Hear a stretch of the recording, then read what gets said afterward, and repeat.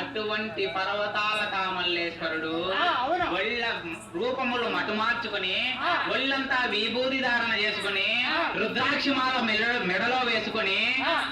అంతా కాషాయ వస్త్రములు ధరించి జోల భుజాన వేసుకుని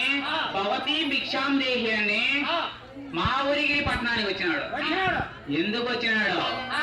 రాజుగిరి రాజు భార్య అయినటువంటి జమడికి పార్వతీ దేవి చింతించినటువంటి ఆలోచన చేసినటువంటి బాధపడినటువంటి దానిని గ్రహించి నేనైనా వాళ్ళకు మా ఊరికి పట్టణానికి పోయి ఒక్క ఆడబిడ్డ కలిగేటట్టుగా వరం ఇస్తాము జమడికి పార్వతీ దేవికి రాజుగిరి రాజుకు అని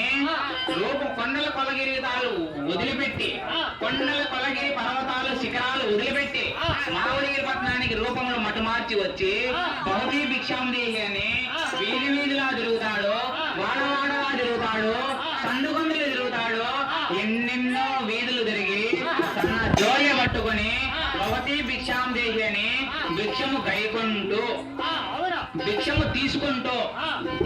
మావుడిగిరి పట్టణంలో రాజుగిరి రాజు ఇంటి దగ్గరికి రాజుగిరి రాజు గృహము వచ్చి భవతి భిక్షాం దేహి భవతి భిక్షాం దేహి అని 3 సార్లు అనగానే అది విన్నటువంటి రాజగిరి రాజు భార్య అయినటువంటి దమడికి పార్వతీ దేవి చూసి అరే జంగమయ్య